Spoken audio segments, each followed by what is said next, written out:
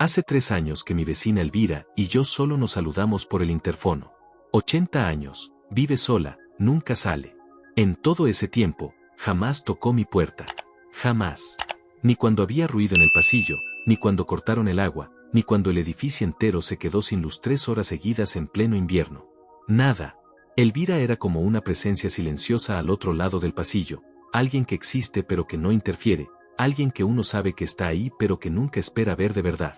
Por eso cuando escuché los golpes en mi puerta a las 4 de la mañana, no imaginé que era ella.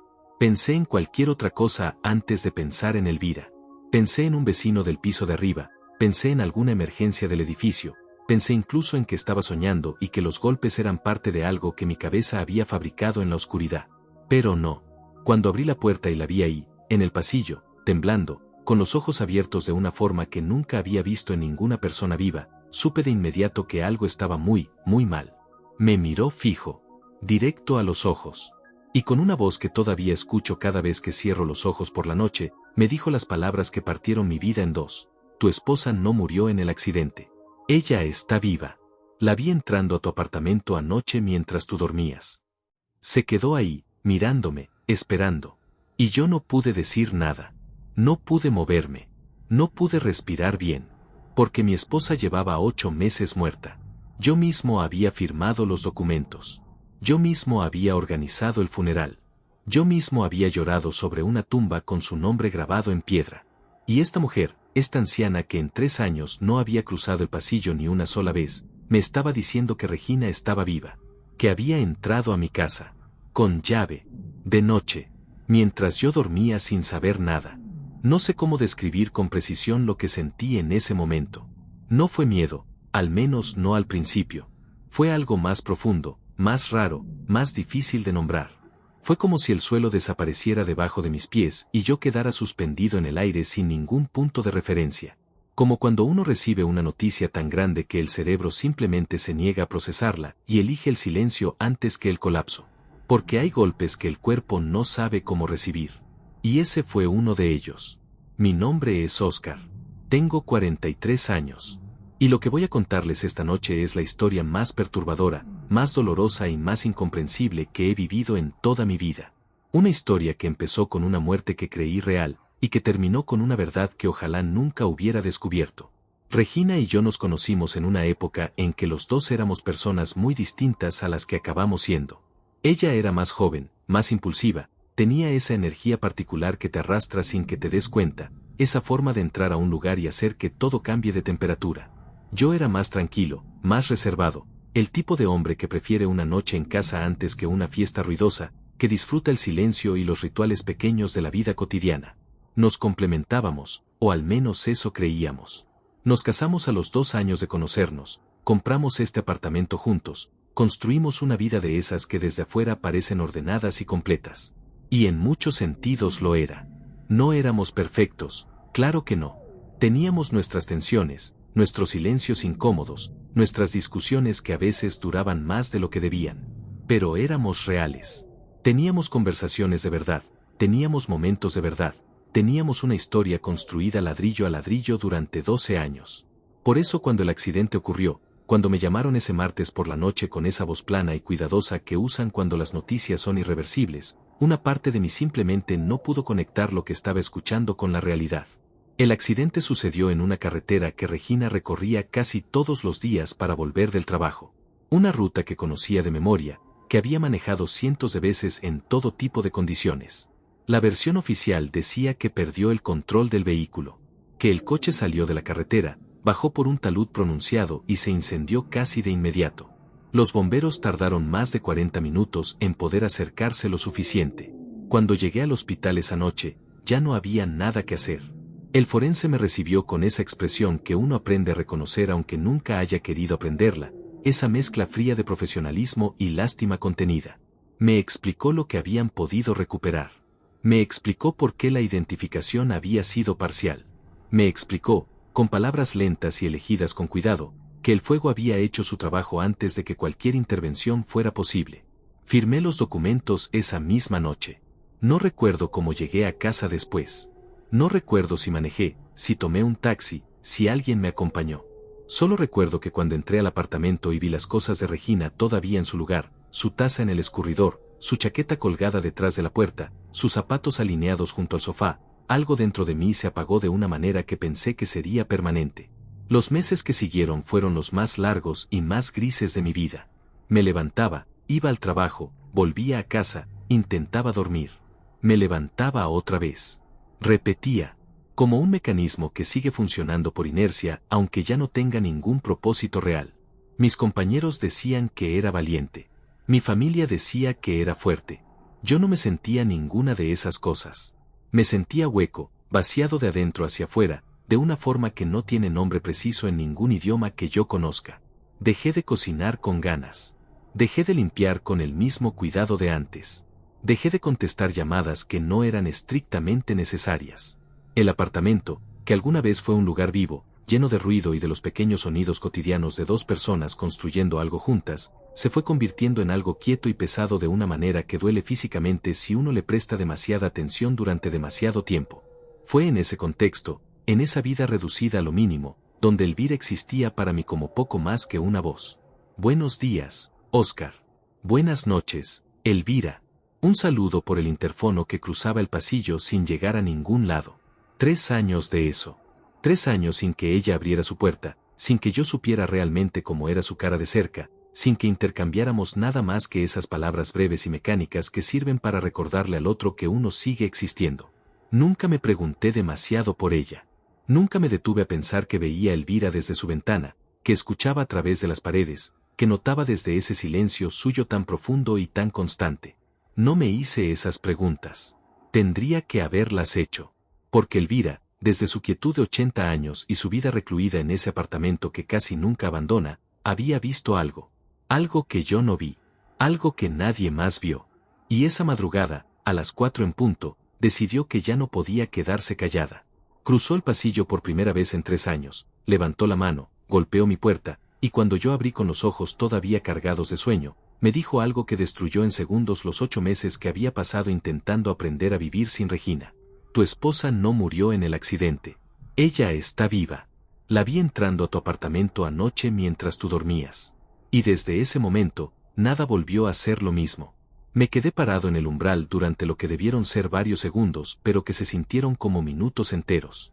Elvira seguía ahí, frente a mí, con esa expresión que no era de miedo exactamente, sino de algo más urgente, más desesperado, como la expresión de alguien que carga con una información demasiado pesada y ya no puede seguir sosteniéndola sola. Tenía el cabello blanco algo revuelto, llevaba una bata de color oscuro y pantuflas que parecían demasiado grandes para sus pies. Las manos le temblaban levemente.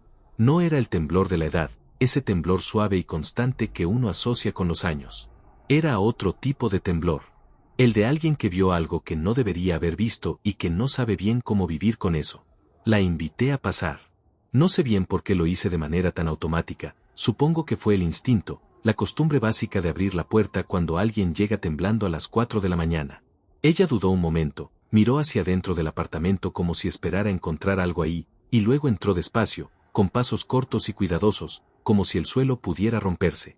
Me pidió un vaso de agua. Se lo di. Se sentó en el borde del sofá, con la espalda recta, las manos alrededor del vaso, y me miró de esa forma que tienen las personas mayores cuando están a punto de decirte algo importante, esa forma que combina seriedad y una especie de tristeza anticipada por lo que sus palabras van a hacerle al otro. Le pregunté qué había visto exactamente. Y ella me lo contó. Dijo que la noche anterior, alrededor de la 1:30 de la madrugada, se había despertado porque no podía dormir. Eso le pasaba seguido, me explicó, la edad le había robado el sueño profundo y ahora dormía a ratos, ligeramente, con esa vigilia intermitente que ella describió como vivir siempre en el borde de las cosas. Se levantó a tomar agua, igual que yo esa noche, y al pasar por su entrada escuchó un sonido en el pasillo. No un golpe, no un ruido fuerte, algo suave, el sonido de una llave entrando en una cerradura. Me dijo que conocía ese sonido perfectamente porque el silencio de su apartamento a esas horas era tan absoluto que cualquier cosa que viniera del pasillo llegaba con una claridad casi molesta. Y el sonido venía de mi puerta. Elvira dijo que abrió apenas su puerta, solo 1 centímetro, lo suficiente para ver sin ser vista.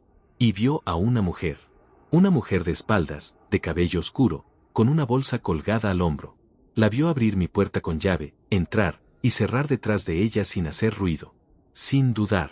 Con la naturalidad de alguien que conoce exactamente a dónde va y sabe que tiene todo el derecho de estar ahí. Elvira me dijo que esperó. Que se quedó con la puerta entreabierta durante varios minutos, con el corazón golpeándole fuerte en el pecho, esperando ver si algo más ocurría. Pero no salió nadie. La mujer entró y no volvió a salir, al menos no mientras Elvira estuvo mirando. Le pregunté si estaba segura de lo que había visto. Si no podría haber sido un sueño, una confusión, algo que su cabeza había construido entre el sueño y la vigilia. Me miró con una paciencia que me hizo sentir pequeño. Me dijo que tenía 80 años, no demencia, que sabía perfectamente distinguir lo que veía de lo que soñaba. Y luego me dijo algo que me heló por completo. Me dijo que la mujer se parecía a Regina, que no podía asegurarlo con certeza porque solo la había visto de espaldas y en la penumbra del pasillo, pero que había algo en la forma de moverse, en la manera en que llevaba el cuerpo, que le recordó a ella.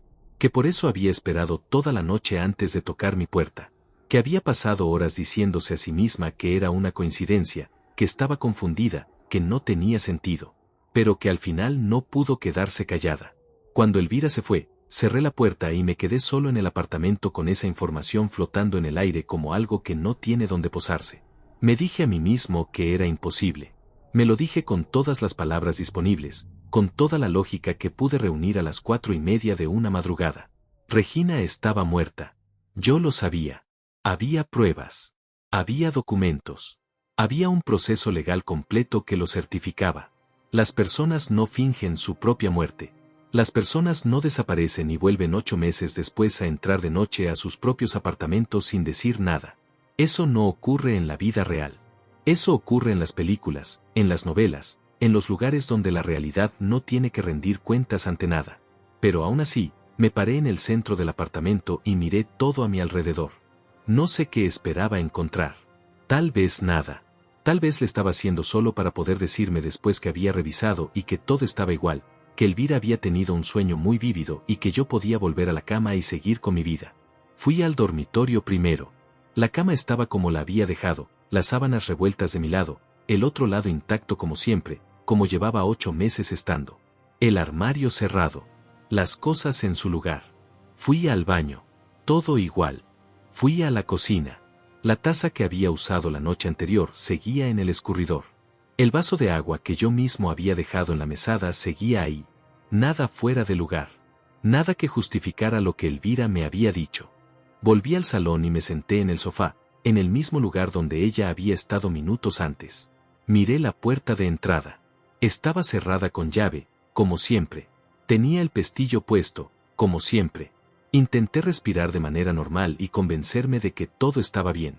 Pero había algo. Una pequeña cosa que mi cerebro había registrado sin que yo le diera importancia todavía, algo que flotaba en el borde de mi percepción sin terminar de aterrizar. Un olor. Muy leve, casi imperceptible, pero ahí. Un olor que conocía. Que había conocido durante 12 años. El perfume que Regina usaba, una fragancia particular que ella misma mezclaba con otra crema, una combinación que yo nunca había olido en ninguna otra persona en toda mi vida. Estaba ahí, en el aire del apartamento, suave y brevísimo, como el rastro de algo que estuvo presente hace poco y que el aire todavía no ha terminado de borrar del todo. Me dije que era mi imaginación. Me dije que el cerebro hace esas cosas cuando uno está privado de sueño y emocionalmente alterado. Me dije que había escuchado el nombre de Regina hacía 20 minutos y que por supuesto mi mente estaba fabricando sensaciones para acompañar esa perturbación. Me lo dije. Lo creí, o intenté creerlo. Apagué la luz, volví a la cama, me tapé hasta la cabeza y cerré los ojos con la determinación un poco desesperada de alguien que necesita que la noche termine cuanto antes. Pero no pude dormir.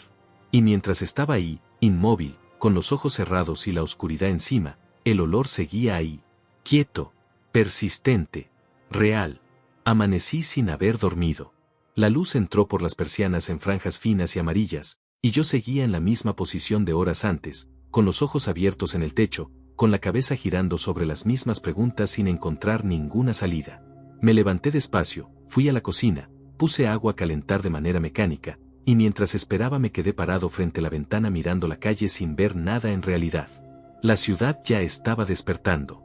Los primeros coches, los primeros ruidos, Esa actividad gradual que cada mañana le recuerda a uno que el mundo sigue funcionando aunque uno por dentro esté completamente detenido. Intenté ordenar los pensamientos.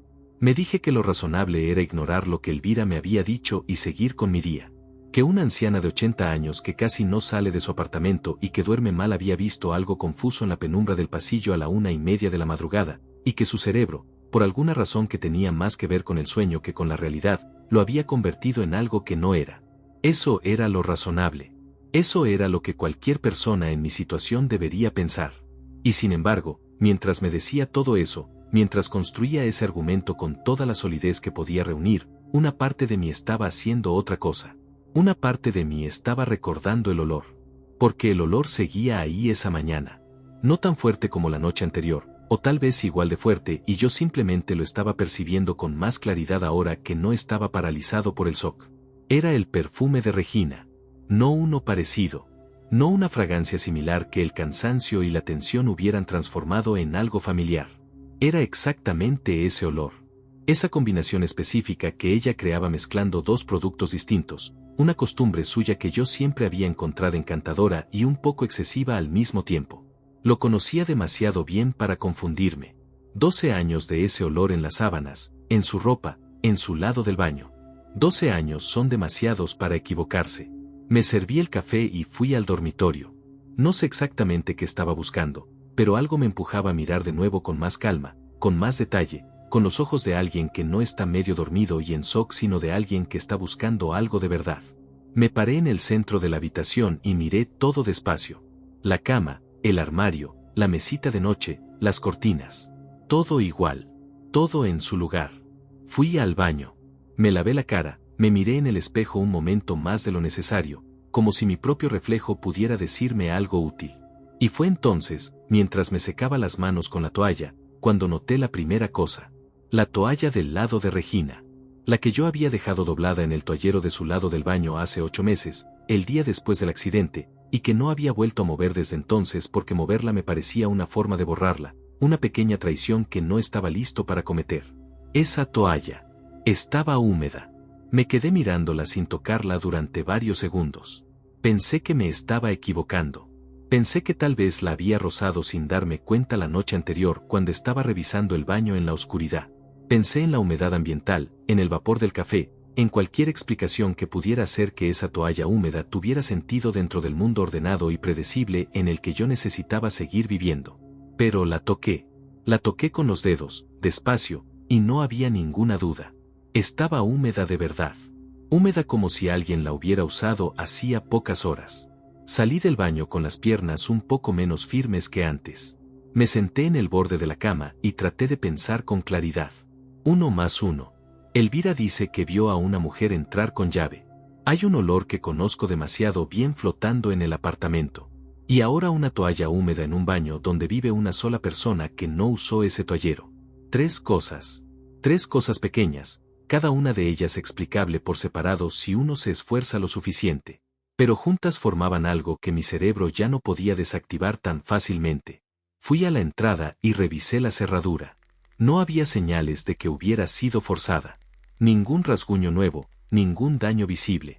Lo cual significaba 2 cosas posibles: o la persona que Elvira vio tenía una llave original, o Elvira no vio nada.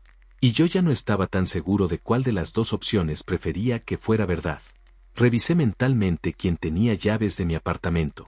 Yo, Regina, que llevaba 8 meses muerta.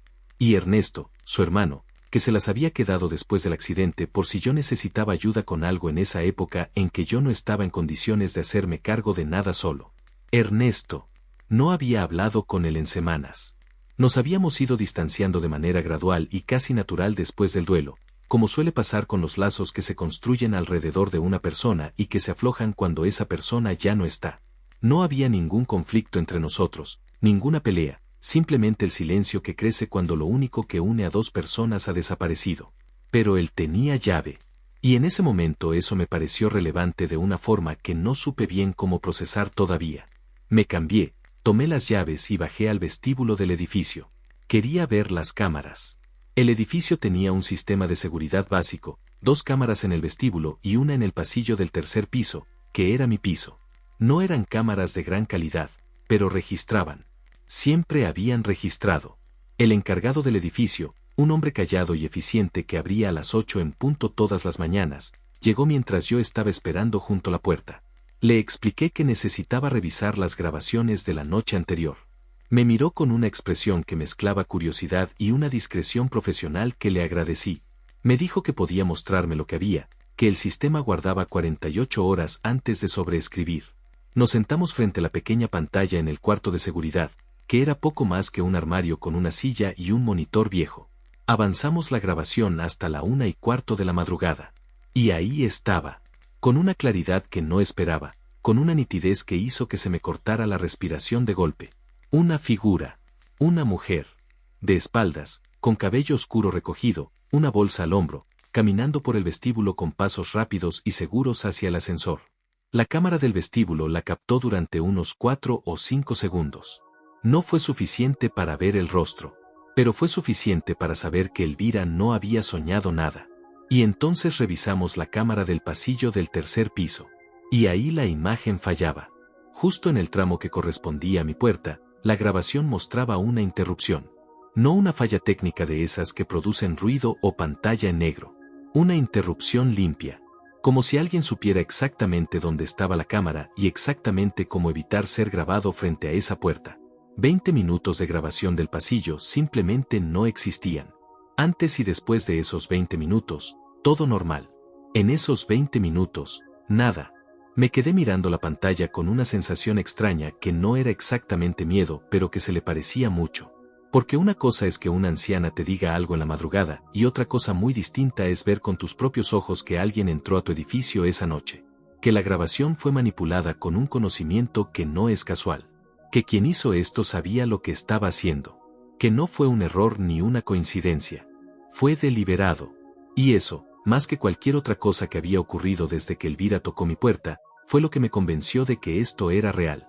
De que había algo ocurriendo dentro de mi propia vida que yo no había visto, que alguien me había ocultado, y que la verdad, fuera cual fuera, estaba esperándome en algún lugar que todavía no sabía cómo encontrar. Salí del cuarto de seguridad con la cabeza funcionando a una velocidad que no reconocía como mía. Era esa clase de claridad forzada que aparece cuando el cuerpo entiende que no hay tiempo para el colapso, cuando algo más urgente que el miedo toma el control y te empuja hacia adelante aunque tú no sepas exactamente hacia dónde. Subí al apartamento, cerré la puerta, me senté a la mesa de la cocina y puse el teléfono frente a mí como si fuera un objeto que necesitara vigilancia. Tenía que pensar. Tenía que ordenar todo lo que sabía y separarlo de todo lo que estaba imaginando, porque en ese punto las dos cosas se habían mezclado tanto que ya no podía distinguir bien dónde terminaba la evidencia y dónde empezaba el pánico. Hechos concretos. Eso era lo que tenía. Primero, Elvira había visto a una mujer entrar a mi apartamento con llave a la 1:30 de la madrugada. Segundo, había un olor en el apartamento que yo reconocía y que no tenía explicación lógica. Tercero, la toalla de Regina estaba húmeda. Cuarto, la cámara del vestíbulo confirmaba que una mujer había entrado al edificio a esa hora. Y quinto, la grabación del pasillo del tercer piso había sido manipulada con una precisión que no era accidental. 5 hechos. 5 cosas reales, verificables, que existían fuera de mi cabeza y de mi duelo y de cualquier deseo inconsciente que yo pudiera tener de que Regina siguiera viva. Porque eso también tenía que reconocerlo. Tenía que ser honesto conmigo mismo sobre esa posibilidad, la posibilidad de que una parte de mí, esa parte que todavía no había terminado de aceptar la pérdida, estuviera construyendo conexiones donde no las había, encontrando significado en cosas que eran simples coincidencias porque necesitaba desesperadamente que lo fueran. Eso ocurre. Lo había leído, lo había escuchado. El duelo hace cosas con la percepción que la gente que no lo ha vivido no puede entender del todo. Pero la cámara no era el duelo. La cámara era real. Y la manipulación de esa grabación era real. Y eso no lo había fabricado mi mente. Tomé el teléfono y busqué el número de Ernesto. Lo tenía guardado todavía, en ese lugar de la lista de contactos donde uno guarda los números que no llama casi nunca, pero que tampoco puede borrar porque borrarlo se siente como una decisión demasiado definitiva. Lo miré durante un momento sin marcar. Pensé en lo que le diría. Pensé en cómo sonaría esa conversación. Ernesto, alguien entró a mi apartamento anoche con llave. Ernesto, una vecina dice que vio a una mujer que podría ser Regina. Ernesto, ¿sabes algo que yo no sé? No. No podía llamarlo así. Si Ernesto estaba involucrado en algo, si sabía algo que me había ocultado, alertarlo de frente era la peor estrategia posible. Lo que necesitaba era información antes de confrontar a nadie. Lo que necesitaba era entender qué había pasado realmente la noche del accidente, revisar todo desde el principio con ojos distintos, con la sospecha que 8 meses atrás yo no tenía motivo para tener. Fui al dormitorio y abrí el cajón donde guardaba los documentos importantes. Los había organizado en una carpeta después del accidente, en uno de esos momentos de actividad frenética que a veces reemplaza al llanto porque es más fácil hacer cosas que sentirlas. Ahí estaba todo. El reporte del accidente, los documentos del forense, el certificado de defunción, el proceso con la compañía de seguros. Lo saqué todo y lo puse sobre la cama, y me senté a leerlo de nuevo, esta vez con la atención de alguien que busca algo específico en lugar de la atención agotada de alguien que solo quiere que el trámite termine. El reporte del accidente describía las condiciones de la carretera esa noche. Pavimento seco, visibilidad normal, sin otros vehículos involucrados. La causa oficial era pérdida de control del vehículo, posiblemente por una distracción o un microsueño. No había testigos directos. El coche había sido encontrado por un conductor que pasó por el lugar aproximadamente 20 minutos después del impacto y vio el fuego desde la carretera. Para cuando llegaron los servicios de emergencia, el vehículo estaba completamente destruido. La identificación se había realizado a través de los restos del vehículo registrado a nombre de Regina, algunos fragmentos de documentación encontrados en la escena, y una identificación parcial que el informe describía con un lenguaje técnico y cuidadoso que en su momento yo no había tenido la frialdad ni la distancia para analizar. Lo que ese lenguaje decía, leído ahora con más calma, era que la identificación no había sido completamente concluyente, que había elementos que apuntaban a que se trataba de Regina, pero que las condiciones del incendio habían dificultado una verificación total. En su momento yo no había cuestionado nada de eso. No había tenido capacidad para hacerlo. Estaba destrozado, estaba funcionando en modo de supervivencia, y cuando las autoridades y el forense y todos los que participaron en el proceso me dijeron que era Regina, yo les creí porque necesitaba creerles. Porque la alternativa, que era no tener certeza, era todavía más insoportable que la certeza de la pérdida. Pero ahora, leyendo ese mismo documento con 8 meses de distancia y 5 hechos concretos empujándome desde atrás, la imprecisión de esa identificación se veía de manera completamente distinta. Guardé los documentos y abrí el computador.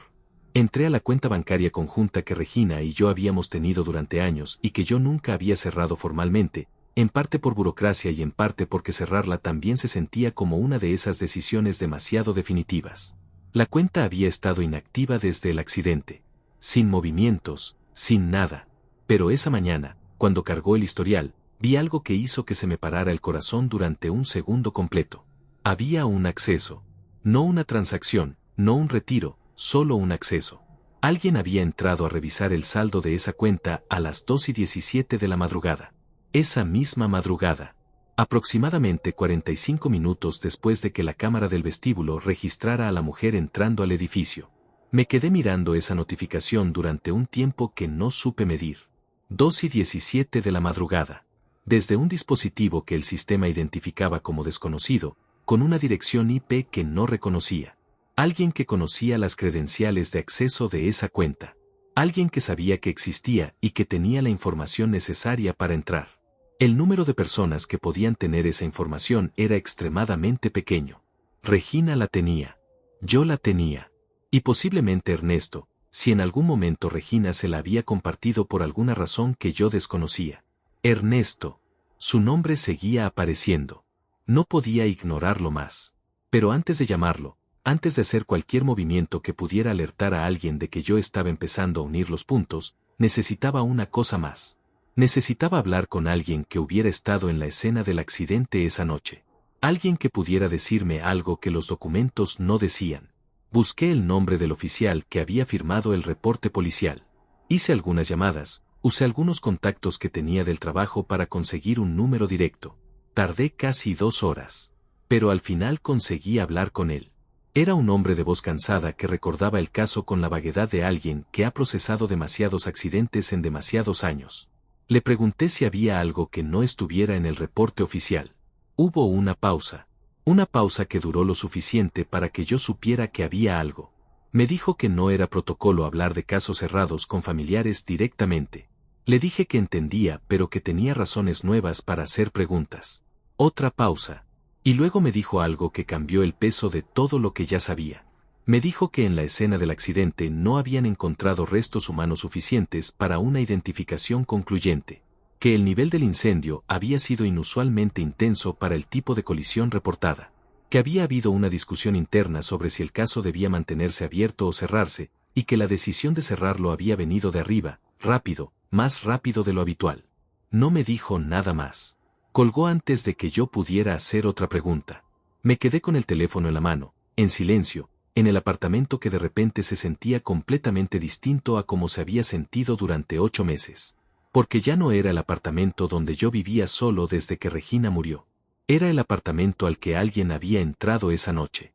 Al que alguien había entrado con llave, con conocimiento, con intención. Era el apartamento donde flotaba un olor que yo reconocía mejor que mi propio nombre. Y era el apartamento desde el cual alguien había accedido a una cuenta bancaria a las 2 de la madrugada, como si estuviera comprobando algo, como si estuviera verificando que los recursos que necesitaba para algo que yo todavía no comprendía seguían donde los había dejado. El caso había sido cerrado demasiado rápido. La identificación no había sido concluyente. Y Ernesto tenía una llave de mi puerta. Levanté el teléfono y le escribí un mensaje. Corto, neutral, sin revelar nada. Solo le decía que necesitaba verlo, que era importante, que si podía venir al día siguiente. Envié el mensaje y lo puse boca abajo sobre la mesa. Después me levanté, fui al dormitorio, y abrí el armario de Regina por primera vez en 8 meses. Olía a cerrado, a tiempo detenido, a esa mezcla de tela y perfume viejo que tienen las cosas que nadie ha tocado en mucho tiempo. Revisé todo despacio. La ropa colgada, los zapatos en el piso, las cajas en el estante de arriba. Todo parecía estar como lo había dejado. Pero en la última caja, la que estaba más al fondo, la que contenía papeles viejos y fotos y ese tipo de cosas que uno guarda sin saber bien por qué, encontré algo que no recordaba haber visto antes. Un sobre. Cerrado. Sin nombre, sin dirección, sin ninguna indicación de qué contenía o de quién lo había puesto ahí. Lo tomé con cuidado, lo sostuve un momento, y sentí que lo que tuviera adentro iba a cambiar algo. No sabía qué. No sabía cómo. Pero lo sentí con una certeza que no necesitaba explicación. Lo sostuve durante un largo momento sin abrirlo. El sobre era blanco, sin marcas, sin escritura en ninguno de sus lados, del tamaño de esos que se usan para cartas personales, no para documentos grandes ni para cosas oficiales. Era el tipo de sobre que alguien elige cuando quiere que algo parezca ordinario, cuando quiere que si alguien lo encuentra por accidente pueda ignorarlo sin darle importancia. Pero yo no podía ignorarlo.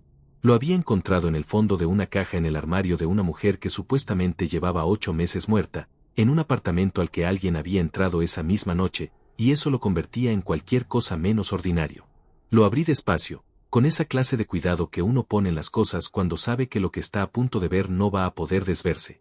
Adentro había una sola hoja, doblada en 3 partes, escrita a mano, con una letra que reconocí antes de leer una sola palabra. Era la letra de Regina. Esa manera particular que tenía de hacer las mayúsculas, ese trazo ligeramente inclinado hacia la derecha, esa forma de la letra o que siempre parecía demasiado grande en comparación con las demás. No había ninguna duda. La había visto en listas del mercado, en notas pegadas en la nevera, en tarjetas de cumpleaños, en cientos de papeles pequeños durante 12 años. Era su letra. Leí la carta 3 veces. La primera vez sin entender bien, porque las palabras no terminaban de organizarse en algo coherente dentro de mi cabeza. La segunda vez despacio, línea por línea, obligándome a procesar cada frase antes de pasar a la siguiente. La tercera vez de pie, porque en algún momento entre la segunda y la tercera lectura me había levantado sin darme cuenta y estaba parado en el centro del dormitorio con la hoja en las manos y las piernas haciendo un esfuerzo silencioso por sostenerme. La carta no tenía fecha. Empezaba sin saludo, directo, como si Regina hubiera escrito sabiendo que si yo alguna vez la leía ya no habría tiempo para preámbulos. Decía que lo que estaba a punto de leer iba a hacerme daño y que lo sentía más de lo que podía explicar en una hoja de papel. Decía que hacía aproximadamente 1 año antes del accidente había cometido un error muy grave, que había tomado dinero prestado de personas que no eran un banco ni una institución formal, personas a las que se les prestaba dinero cuando ya ningún otro lugar te lo daba, personas que ponían condiciones que uno solo entiende del todo cuando ya es demasiado tarde para retroceder. Decía que la deuda había crecido de una manera que ella no había podido controlar y que las personas a quienes les debía el dinero habían empezado a amenazarla. Primero con palabras. Después de formas que la carta no describía con detalle, pero que yo entendí sin necesitar los detalles. Decía que había intentado resolverlo sola.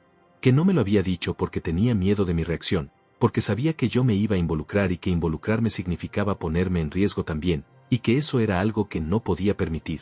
Decía que cuando entendió que no había salida dentro de esa vida, que la deuda era demasiado grande y las amenazas demasiado reales, tomó una decisión que sabía que me iba a destruir pero que en ese momento le pareció la única forma de protegerme.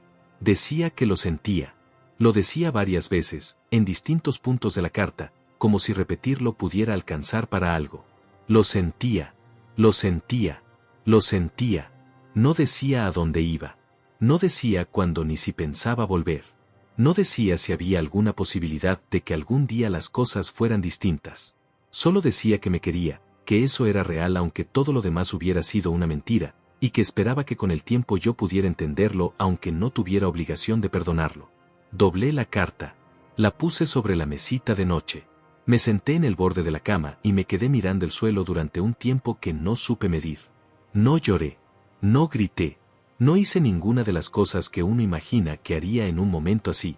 Solo me quedé quieto, con esa especie de parálisis que viene cuando la realidad cambia de forma tan completa que el cuerpo no sabe qué respuesta física corresponde a lo que está viviendo. Regina no había muerto. Lo había planeado.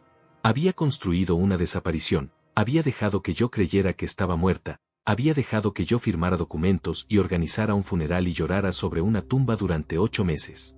Y la noche anterior había entrado a mi apartamento, con la llave que todavía tenía, sin despertarme, sin decirme nada, solo para revisar una cuenta bancaria y desaparecer de nuevo antes de que amaneciera.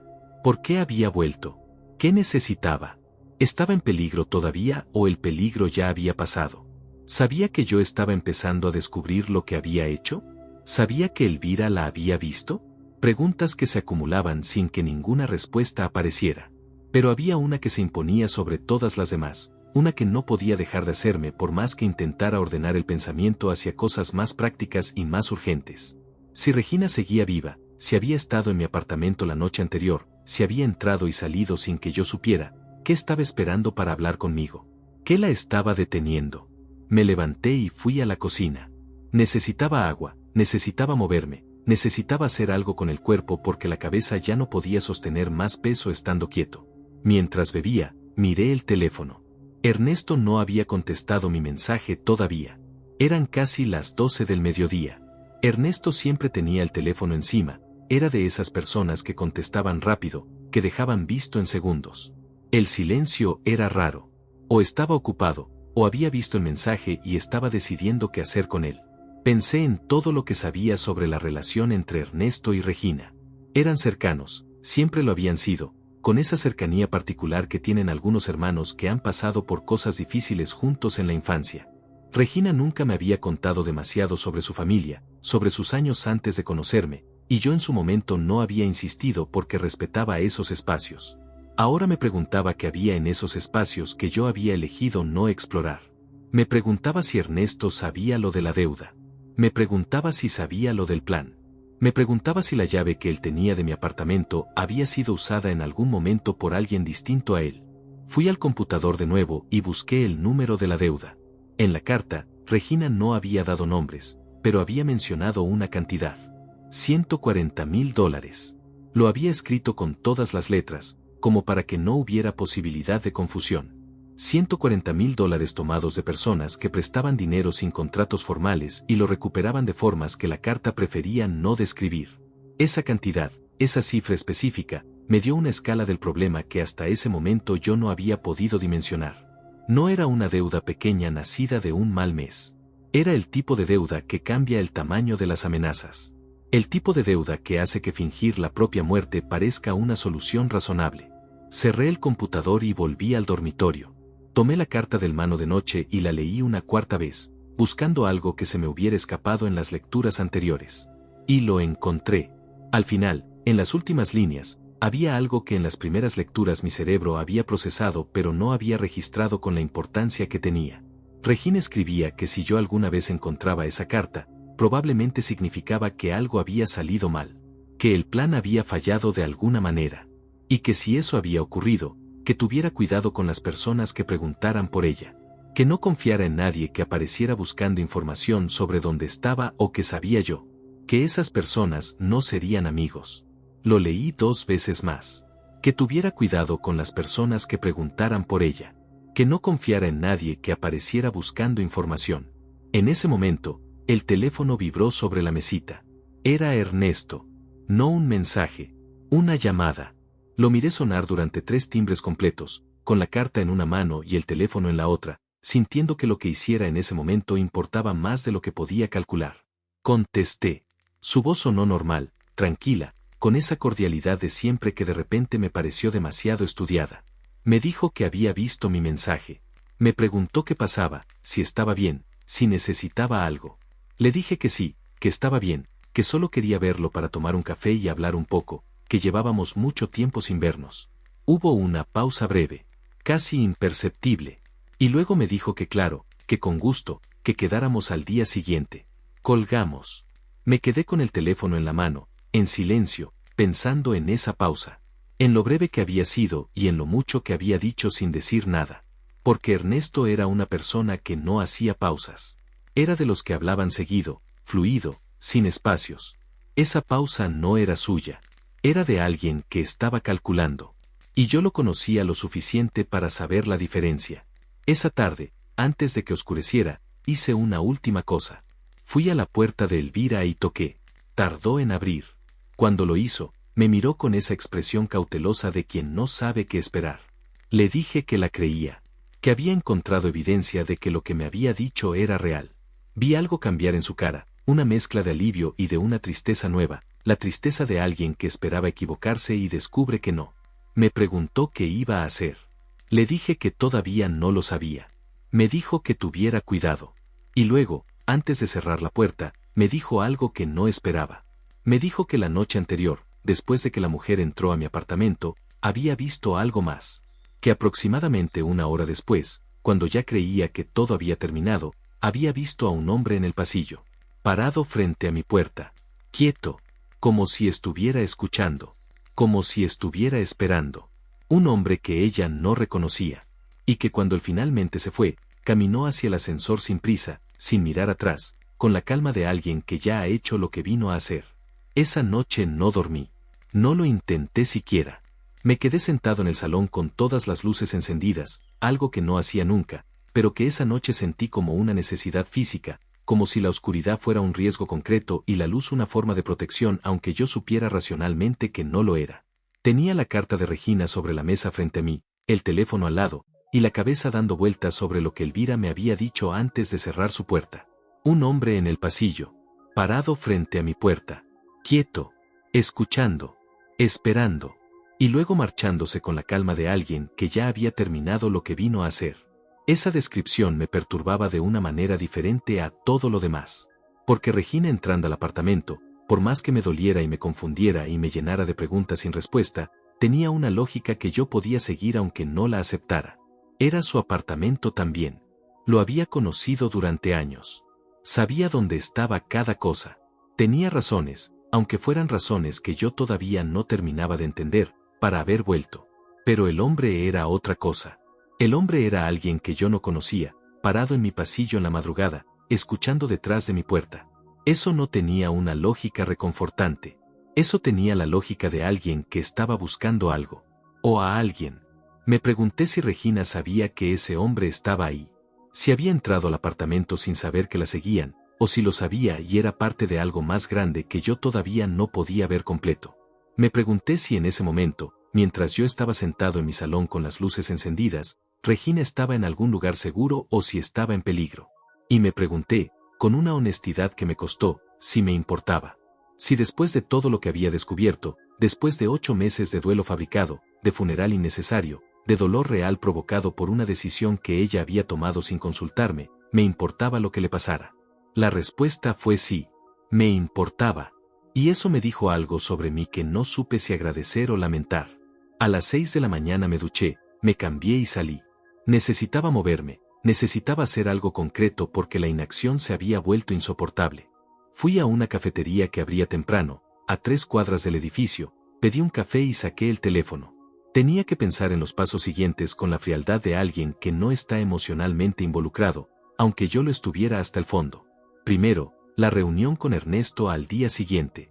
Tenía que ir a esa reunión sabiendo lo que sabía, pero sin mostrar que lo sabía. Tenía que escucharlo, observarlo, darle espacio para que dijera algo que me confirmara o me desmintiera lo que sospechaba. Segundo, necesitaba saber más sobre la deuda. $140,000 era una cantidad que dejaba rastros, que involucraba a personas concretas, que tenía una historia que podía seguirse si uno sabía dónde buscar. Tercero, necesitaba encontrar a Regina antes de que alguien más lo hiciera. Ese tercer punto era el más urgente y el más difícil al mismo tiempo. Porque yo no sabía dónde estaba. No tenía un número donde llamarla, no tenía una dirección, no tenía ningún contacto que pudiera llevarme a ella directamente. Lo único que sabía era que había estado en mi apartamento 2 noches antes. Que había accedido a la cuenta bancaria. Que tenía una bolsa al hombro, como alguien que se mueve, que no tiene un lugar fijo, que vive en ese estado de tránsito permanente de quien no puede quedarse en ningún sitio demasiado tiempo. Pagué el café y volví al apartamento. Me senté frente al computador y abrí de nuevo el historial de la cuenta bancaria. El acceso de las 2:17 seguía ahí, quieto, como una huella digital en un lugar donde no debería haber ninguna. Lo miré durante un momento y luego hice algo que no sé si fue inteligente o no, pero que en ese momento me pareció la única opción disponible. Dejé un mensaje. No en el chat de ninguna aplicación, no en un correo, porque no tenía manera de saber si esas vías estaban siendo monitoreadas por alguien más.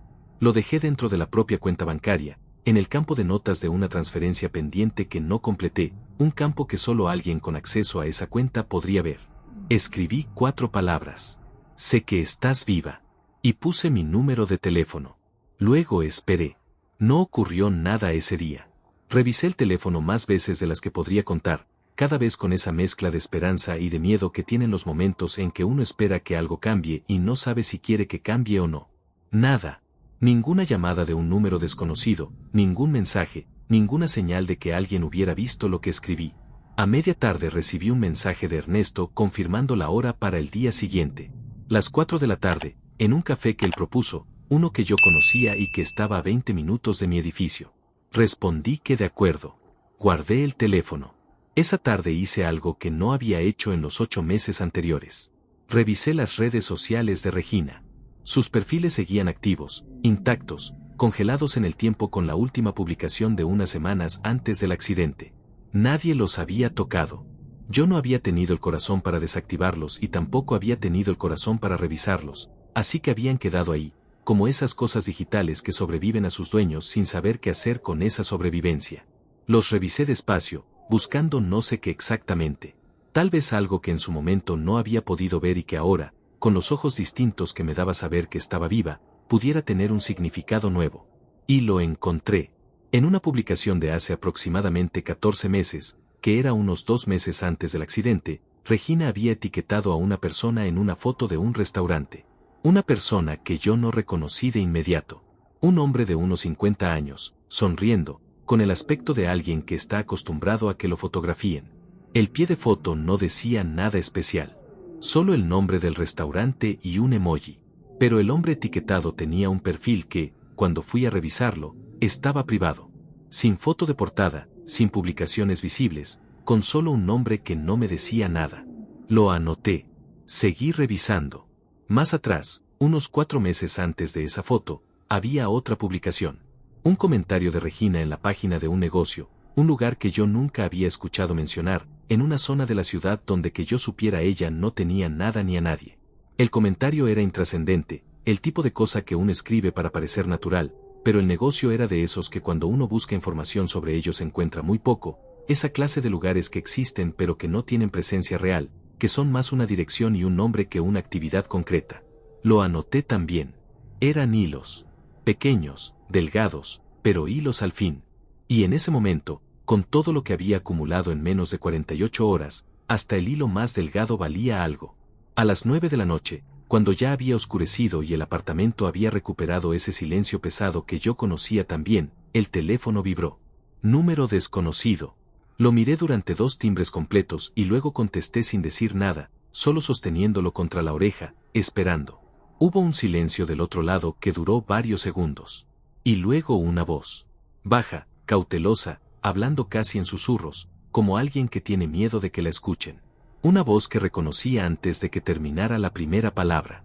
Una voz que había creído que nunca volvería a escuchar en toda mi vida. Era Regina. No dijo mi nombre. No dijo hola.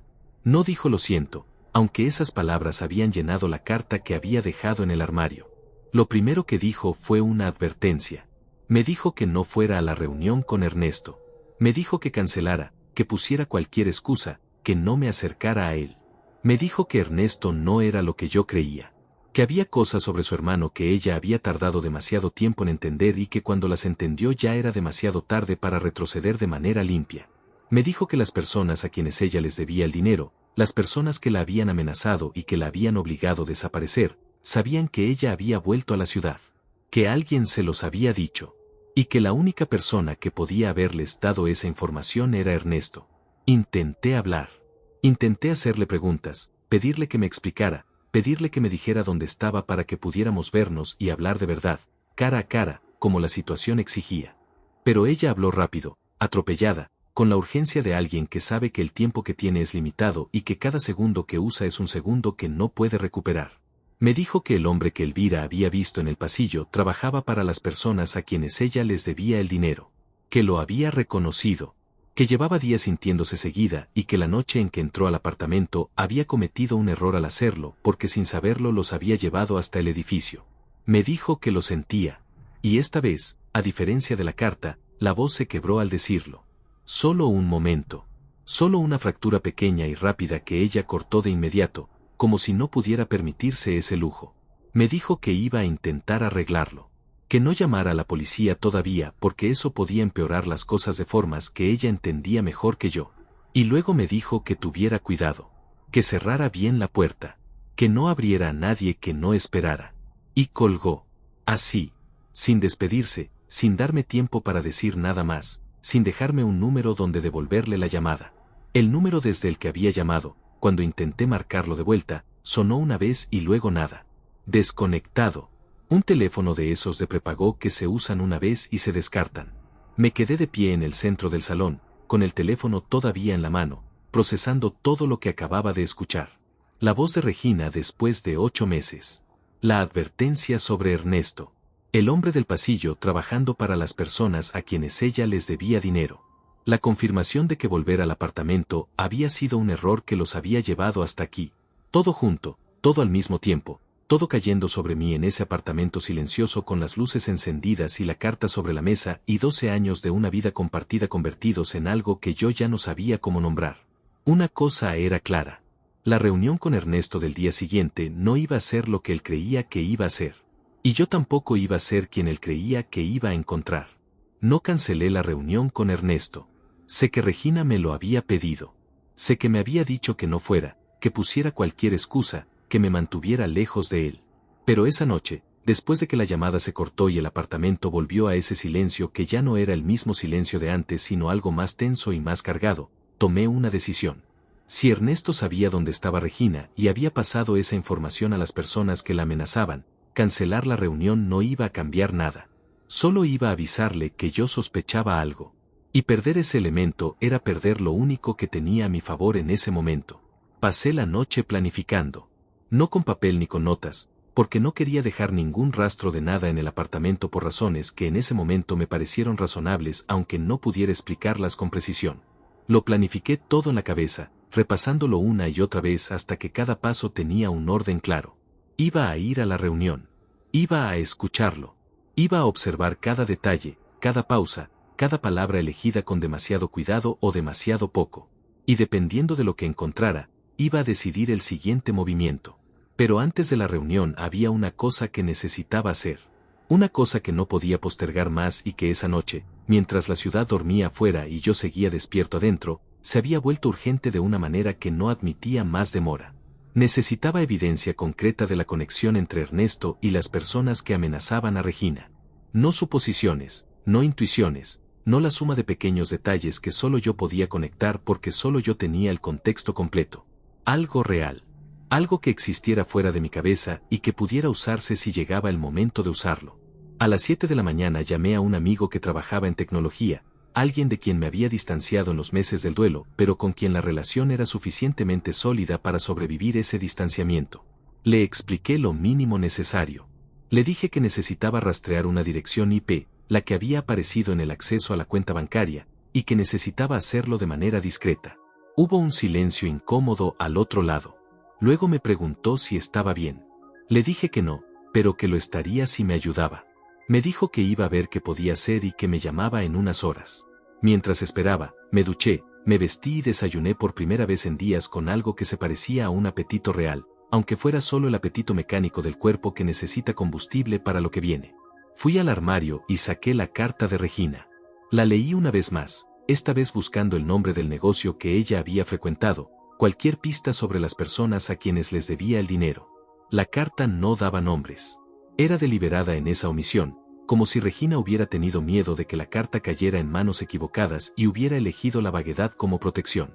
Pero había una frase, casi al final, que en las lecturas anteriores había pasado por encima sin detenerme. Decía que había empezado todo por Iván. Que Iván le había presentado a las personas equivocadas en el momento equivocado, y que aunque no creía que Iván lo hubiera hecho con mala intención, el resultado había sido el mismo. Iván. Un nombre concreto por fin. Busqué en mi memoria si Regina había mencionado alguna vez a alguien con ese nombre. Y lo encontré, en algún lugar lejano de los recuerdos, una mención casual de hace años, en el contexto de su trabajo. Un colega, alguien con quien había coincidido en un proyecto, alguien a quien había mencionado una vez y nunca más. No tenía apellido, no tenía más información. Pero tenía el nombre. Y tenía las publicaciones en redes sociales que había encontrado el día anterior. El hombre de la foto en el restaurante, el que tenía el perfil privado. Fui a buscarlo de nuevo y esta vez, con más paciencia y más tiempo, encontré algo que antes no había notado. En los seguidores de ese perfil privado, entre los pocos que eran visibles, había un nombre. Iván. Sin apellido visible, con una foto de perfil que era un paisaje y no una cara. Pero Iván. El hilo se estaba volviendo una cuerda. A las 10:30 mi amigo me llamó. Me dijo que la dirección IP del acceso a la cuenta correspondía a una red registrada en una empresa, un nombre que no me decía nada de inmediato, pero que cuando lo busqué en el registro mercantil encontré algo interesante. La empresa tenía 2 socios registrados. Uno era un nombre que no reconocí, el otro era Ernesto. Me quedé mirando la pantalla durante un tiempo que no supe medir. Ernesto. Su nombre en una empresa vinculada a la dirección IP desde donde alguien había accedido a la cuenta bancaria de Regina en la madrugada posterior a su visita al apartamento. Eso significaba una de dos cosas. O Ernesto había sido quien accedió a esa cuenta, lo cual implicaba que tenía las credenciales y que estaba monitoreando los movimientos de Regina. O alguien conectado a esa empresa lo había hecho, con o sin el conocimiento de Ernesto. De cualquier forma, la conexión estaba ahí. Documentada.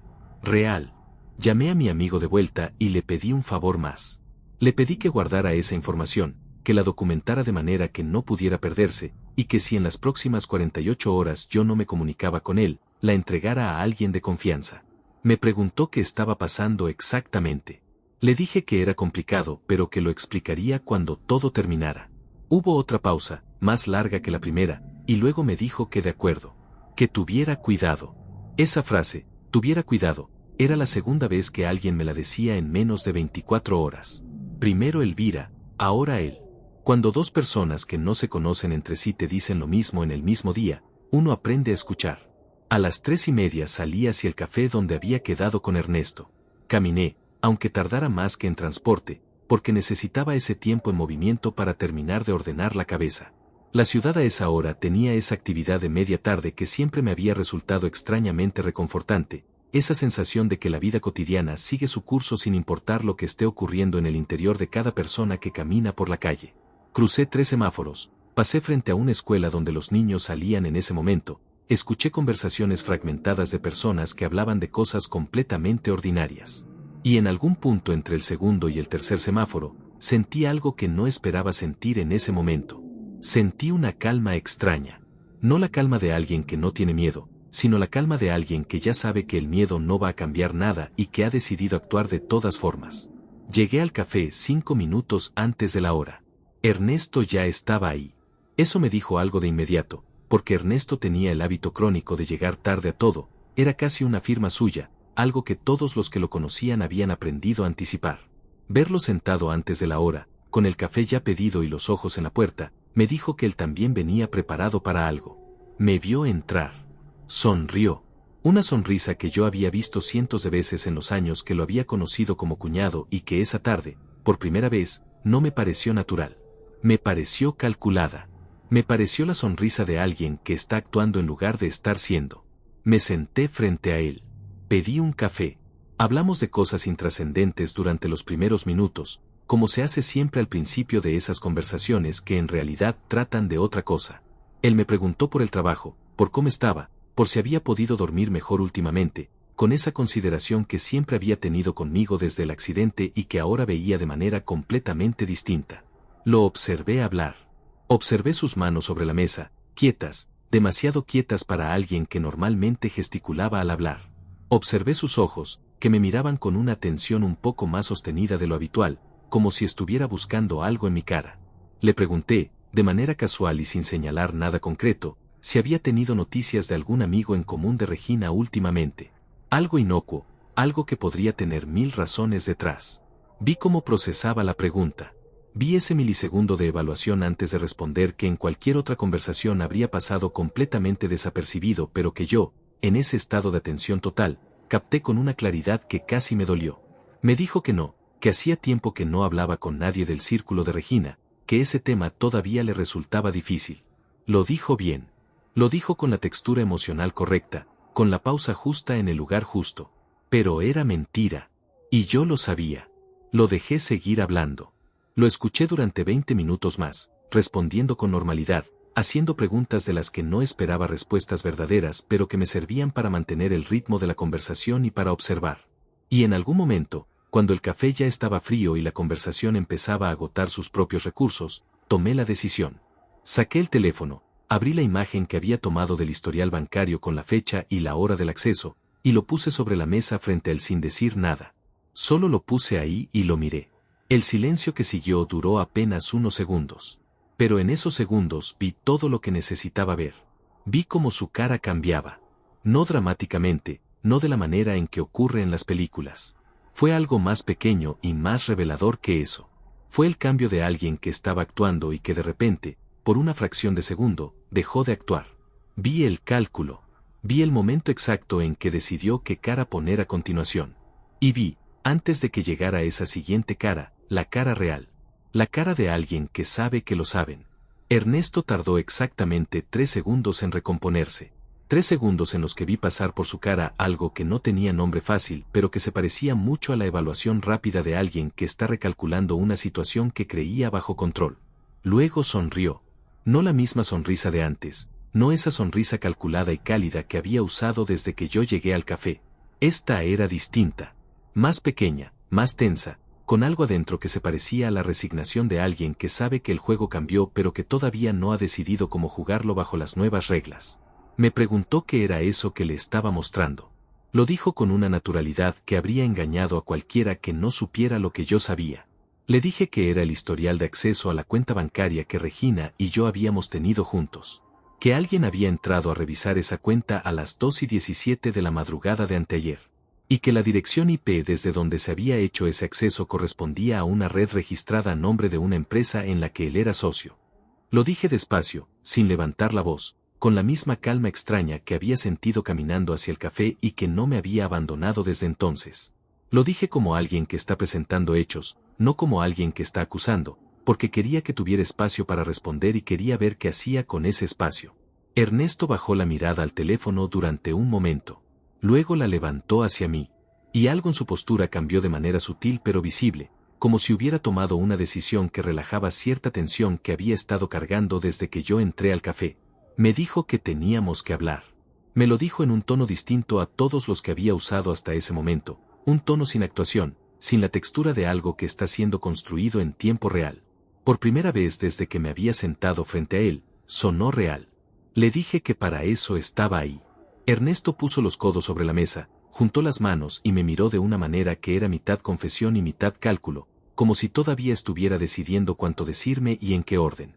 Me dijo que sabía que Regina estaba viva, que lo había sabido desde el principio, que había sido parte del plan desde el primer momento, que Regina lo había involucrado porque necesitaba a alguien de confianza que pudiera manejar ciertas cosas desde dentro mientras ella desaparecía. Me dijo que había aceptado porque era su hermana y porque el nivel de peligro era real, que las personas a quienes ella les debía el dinero no eran el tipo de personas que hacen amenazas vacías, que él mismo había visto de que eran capaces y que en ese contexto el plan de Regina no le había parecido una locura sino la única salida viable. Lo escuché sin interrumpirlo. Lo dejé hablar, lo dejé construir su versión, porque cada palabra que decía era información que yo necesitaba y porque interrumpirlo habría sido darle la oportunidad de recalibrar lo que estaba dispuesto a revelar. Me dijo que su rol había sido simple al principio. Quedarse cerca de mí, asegurarse de que yo estuviera bien, reportarle a Regina de manera periódica cómo estaba el apartamento, si yo había encontrado algo, si había hecho preguntas que pudieran complicar la situación. Me dijo que había usado la llave una vez, hace unos 4 meses, para revisar que la carta seguía en el armario y que yo no la había encontrado. Me dijo todo esto con la voz de alguien que está presentando su participación como algo razonable dentro de un contexto difícil, como si la lógica de la situación justificara cada decisión que había tomado. Y en algún punto de ese relato, sin que yo lo planificara, sentí algo que no esperaba sentir en ese momento. No fue rabia. Fue una tristeza fría y pesada, la tristeza de alguien que descubre que las personas que creía conocer eran capaces de sostener durante meses una mentira de ese tamaño con esa facilidad. Le pregunté por el hombre en el pasillo, el que Elvira había visto la misma noche que Regina entró al apartamento. Vi cómo su expresión cambiaba otra vez, esta vez hacia algo más cercano a la incomodidad real. Me dijo que eso no había sido parte del plan, que cuando Regina volvió a la ciudad, lo había hecho sin avisarle, sin coordinarlo con él, por razones que él no terminaba de entender pero que sospechaba tenían que ver con el hecho de que Regina ya no confiaba completamente en él. Que alguien había notado el movimiento de ella, no sabía cómo ni exactamente quién, pero que las personas a quienes ella les debía el dinero tenían maneras de monitorear cosas que él no podía explicar del todo. Que el hombre en el pasillo no era alguien que él hubiera enviado. Que cuando se enteró de que ese hombre había estado ahí, se había asustado tanto como yo debería asustarme. Le pregunté directamente si había sido él quien les había dicho a esas personas que Regina había vuelto. Me miró durante un segundo que duró demasiado. Y luego me dijo que no. Me lo dijo con una firmeza que sonó distinta a todo lo demás que había dicho, sin el peso de alguien que está eligiendo sus palabras con cuidado, sino con la ligereza de alguien que dice algo que es simplemente verdad. No supe si creerle, pero lo registré. Le pregunté dónde estaba Regina. Me dijo que no lo sabía, que ella había cortado el contacto con él aproximadamente una semana antes, que el último mensaje que había recibido de ella era una advertencia de que se mantuviera al margen, que algo había salido mal y que lo menos que podía hacer era no empeorar las cosas. Me dijo que había intentado comunicarse de vuelta y que no había obtenido respuesta, que estaba preocupado, que por eso había aceptado verme cuando le escribí, porque esperaba que yo tuviera información que él no tenía. Ahí estaba el motivo real de la reunión desde su perspectiva. No había venido a ver cómo estaba yo. Había venido porque pensaba que yo podía llevarlo hasta Regina. Lo miré durante un momento largo y decidí no darle nada. No porque quisiera castigarlo, sino porque todavía no sabía con certeza de qué lado estaba y darle información sobre Regina en ese momento podía ser exactamente el tipo de error que no admitía corrección. Le dije que no sabía dónde estaba, que si lo supiera ya habría hecho algo al respecto. Lo dije con la suficiente convicción para que sonara verdad aunque no lo fuera del todo, porque la llamada de la noche anterior era lo más cercano que yo tenía a una pista y esa pista no pensaba compartirla todavía con nadie. Ernesto me miró un momento más, evaluando, y luego asintió despacio. Me dijo que si yo tenía noticias de ella, que le avisara, que a pesar de todo lo que había hecho y de todas las formas en que yo tenía razones para estar furioso con él, su interés en que Regina estuviera bien era real. No lo discutí. Pagué mi café, me levanté y le dije que iba a pensar en todo lo que me había contado, que no le prometía nada más que eso. Caminé de vuelta al apartamento con la cabeza procesando todo a una velocidad que era casi física, como si los pensamientos tuvieran peso y ese peso se acumulara con cada paso. Ernesto había estado involucrado en el plan desde el principio. Había usado mi confianza y mi llave y mi duelo durante 8 meses para mantener una vigilancia que yo no sabía que existía. Eso era una traición de un tamaño que todavía no podía medir completamente. Pero también era posible que no hubiera sido él quien alertó a las personas que amenazaban a Regina. Lo cual significaba que había alguien más. Alguien que yo no había identificado todavía. Alguien que monitoreaba los movimientos de Regina con una capacidad que Ernesto mismo describía como inexplicable. Cuando entré al edificio, el encargado me llamó desde su cuarto. Me dijo que esa tarde, mientras yo no estaba, había venido un hombre preguntando por mí. No un vecino, no alguien del edificio. Un hombre de afuera. Había dicho que era un conocido, que quería dejarme un mensaje. El encargado, que era discreto pero no descuidado, le había dicho que no tenía información sobre los residentes y que si quería dejar algo podía hacerlo por escrito. El hombre había dicho que no era necesario, que ya hablaría conmigo directamente, y se había ido. El encargado me lo describió. Unos 50 años, complexión media, ropa discreta, nada que llamara la atención. Nada que lo hiciera memorable excepto los ojos, que el encargado describió como de alguien que está mirando más de lo que le corresponde mirar. Subí al apartamento, cerré con llave, puse el pestillo. Me quedé parado en el salón sin encender la luz, en la penumbra del atardecer que entraba por las persianas en franjas anaranjadas, pensando en ese hombre. En sus ojos que miraban más de lo que les correspondía. En el hecho de que sabía dónde yo vivía. En el hecho de que había venido mientras yo no estaba, como si supiera que no iba a estar, como si alguien le hubiera dicho cuándo era el mejor momento para pasar. El teléfono vibró. Número desconocido otra vez. Contesté de inmediato, con el corazón golpeando más fuerte de lo que quería admitir. Pero no era Regina. Era una voz de hombre, tranquila, casi amable, con esa clase de amabilidad que es en realidad una forma de amenaza porque no necesita levantar el tono para dejar claro lo que implica. Me dijo que sabía que Oscar había estado hablando con personas sobre temas que no le correspondían, que había estado haciendo preguntas, revisando cuentas, reuniéndose con personas. Me dijo que lo entendía, que era natural que yo tuviera curiosidad, que era humano, pero que había ciertas situaciones que tenían sus propias reglas y que las personas que se metían en esas situaciones sin ser invitadas tendían a complicar las cosas para todos, incluidos ellos mismos. Me dijo que lo pensara. Y colgó. Me quedé con el teléfono en la mano, en el apartamento en penumbra, con esa voz todavía flotando en el aire como algo que se niega a irse. No había mencionado a Regina. No había hecho ninguna amenaza explícita. Pero no había necesitado hacerlo. El mensaje era perfectamente claro en su vaguedad. Sabían quién era yo. Sabían lo que había estado haciendo. Y me estaban diciendo que parara. Lo cual significaba, entre otras cosas, que estaba más cerca de algo importante de lo que yo mismo había creído hasta ese momento. Y que el tiempo que me quedaba para actuar antes de que esa cercanía se convirtiera en un problema real era considerablemente más corto de lo que me habría gustado.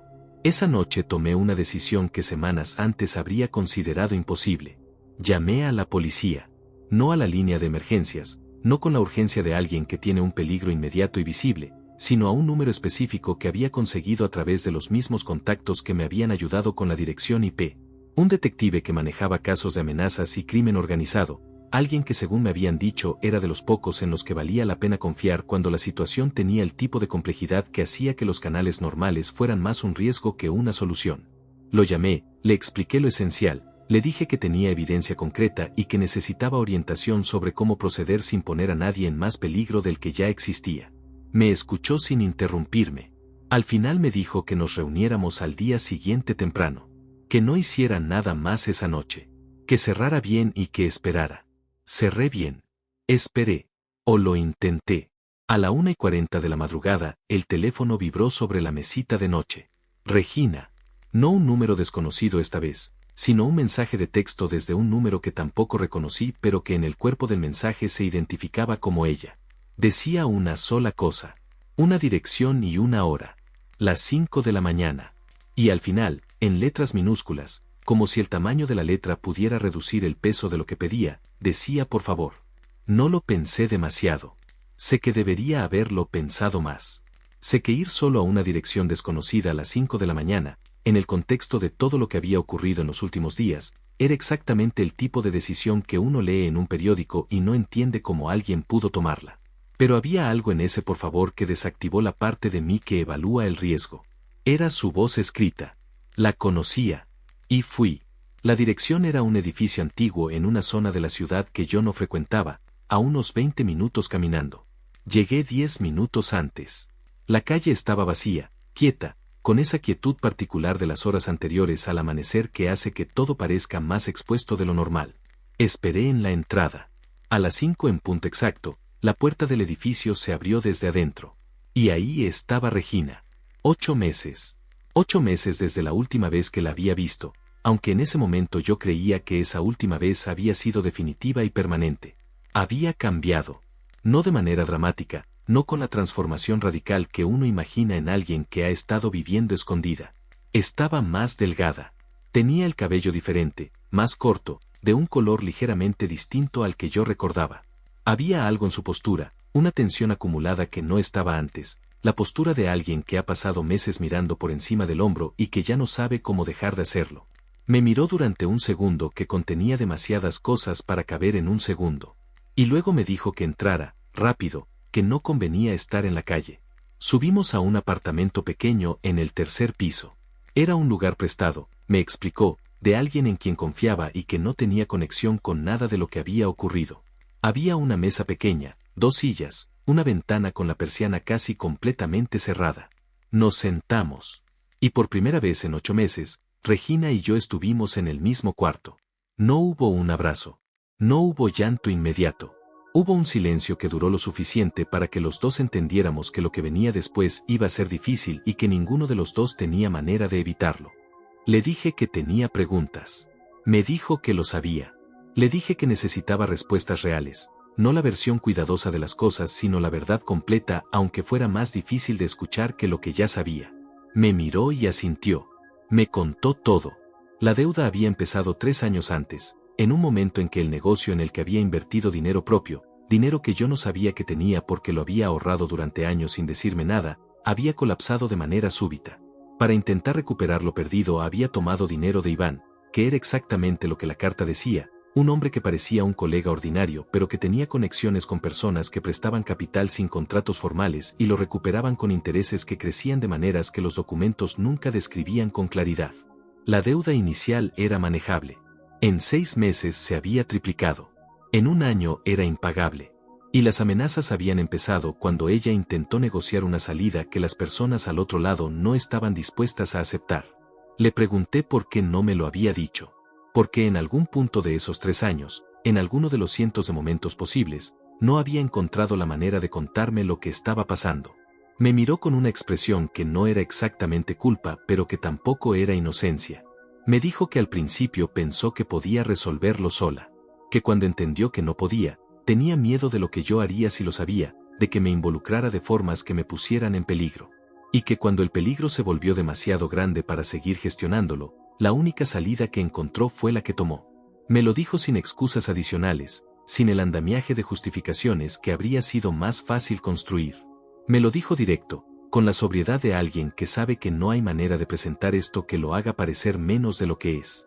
Le dije que el plan había fallado, que las personas a quienes les debía el dinero sabían que estaba viva y que estaba en la ciudad, que habían enviado a alguien al edificio, que me habían llamado a mí, que el tiempo que le quedaba de invisibilidad era probablemente muy corto. Vi cómo procesaba eso. Vi cómo algo en su cara se tensaba y luego se resignaba, la expresión de alguien que sospechaba lo que escuchaba pero que esperaba estar equivocado y descubre que no. Le conté sobre el detective. Le dije que tenía una reunión esa mañana, que había evidencia concreta, que había una posibilidad real de que esto pudiera resolverse por una vía que no implicara que ella pasara el resto de su vida escondiéndose. Me miró con una mezcla de esperanza y de miedo que era casi dolorosa de observar. Me dijo que había intentado esa vía antes, que había tenido miedo de que las personas a quienes les debía el dinero tuvieran conexiones que hacían que los canales oficiales fueran peligrosos. Le dije que el detective que yo había contactado era diferente, que tenía razones para creerlo, que no le pedía que confiara ciegamente sino que me diera la oportunidad de intentarlo. Hubo un silencio largo. Afuera empezaba a escucharse el ruido de la ciudad despertando, esos primeros sonidos de la mañana que llegan antes de la luz. Regina me miró durante ese silencio con una expresión que no supe clasificar del todo. Y luego me dijo que de acuerdo, que iba a confiar en mí una vez más aunque no tuviera ningún derecho a pedírmelo. Lo dijo exactamente así, con esas palabras, sin suavizarlas. Y eso, paradójicamente, fue lo más honesto que me había dicho en toda la conversación. La reunión con el detective esa mañana duró casi 3 horas. Fui solo primero, presenté la evidencia, expliqué todo desde el principio. Él escuchó con la atención de alguien que sabe separar lo relevante de lo que no lo es y que hace preguntas en los lugares exactos donde las preguntas importan. Cuando terminé, me dijo que lo que tenía era suficiente para abrir una investigación formal. Que la conexión entre la empresa de Ernesto, la dirección IP y la cuenta bancaria era un punto de entrada concreto. Que los nombres que yo había encontrado, Iván y el hombre de la foto del restaurante, eran personas que ya aparecían en investigaciones previas que no habían podido cerrarse por falta de evidencia conectada. Lo que yo tenía conectaba puntos que antes estaban separados. Ernesto cooperó. No de manera inmediata ni completamente voluntaria, pero cuando el detective lo contactó y le explicó cuál era su situación legal real, la cooperación llegó con una rapidez que decía algo sobre cuánto había estado cargando él también durante esos meses. Dio nombres, dio fechas, dio información sobre las operaciones de las personas que habían amenazado a Regina, que resultó ser más valiosa de lo que cualquiera de nosotros había anticipado. No sé si eso lo redime. No es una pregunta que me corresponda responder. Las personas responsables fueron detenidas semanas después. No todas, no de manera inmediata, porque estas cosas nunca son tan limpias ni tan rápidas como uno quisiera. Pero los nombres principales, los que habían amenazado a Regina, los que habían enviado a alguien a mi pasillo, los que me habían llamado para decirme que pensara bien lo que estaba haciendo, enfrentaron consecuencias reales y documentadas. La deuda fue parte de una investigación más grande que resultó involucrar a más personas y más dinero del que yo habría podido imaginar cuando todo esto empezó con una anciana golpeando mi puerta a las 4 de la mañana. Regina y yo no volvimos. Eso también hay que decirlo con la misma honestidad con que he contado todo lo demás. Nos vimos varias veces durante el proceso legal, hablamos, tuvimos conversaciones largas y difíciles y a veces necesarias sobre todo lo que había ocurrido. Pero hay cosas que el tiempo no repara completamente, hay formas de ruptura que dejan una geometría nueva en los lugares donde antes había otra cosa, y ninguno de los dos pretendió que no fuera así. Se fue a vivir a otra ciudad cuando el proceso lo permitió. Nos escribimos de vez en cuando, mensajes cortos, sin el peso de todo lo no resuelto pero sin fingir que ese peso no existe. Elvira y yo seguimos saludándonos. Pero ya no solo por el interfono. Ahora a veces tomamos café en su apartamento, los miércoles por la mañana, cuando los dos tenemos tiempo y ninguno de los dos tiene nada más urgente que hacer. Me habla de su vida, de las cosas que vio desde su ventana durante todos esos años en que yo ni siquiera sabía que miraba. Es una mujer extraordinaria. Extraordinaria de esa manera silenciosa que no se anuncia y que uno solo reconoce cuando ya ha visto de qué está hecha. Pienso a veces en lo que habría pasado si Elvira no hubiera cruzado ese pasillo. Si el miedo o la duda o la comodidad de no involucrarse hubieran sido más fuertes que lo que fuera que la empujó a golpear mi puerta. No sabría nada. Seguiría viviendo en un duelo fabricado sobre una mentira construida con materiales reales. Seguiría llorando algo que no era lo que creía que era. Y Regina seguiría escondiéndose, sola, en algún lugar que no era ningún lado, cargando el peso de una decisión que nunca debió tomar sola. Hay personas que guardan silencio cuando lo que han visto importa. Y hay personas que cruzan el pasillo a las 4 de la mañana aunque les tiemble la mano. Esa diferencia, esa pequeña y enorme diferencia, a veces lo cambia todo. ¿Usted qué habría hecho en el lugar de Elvira?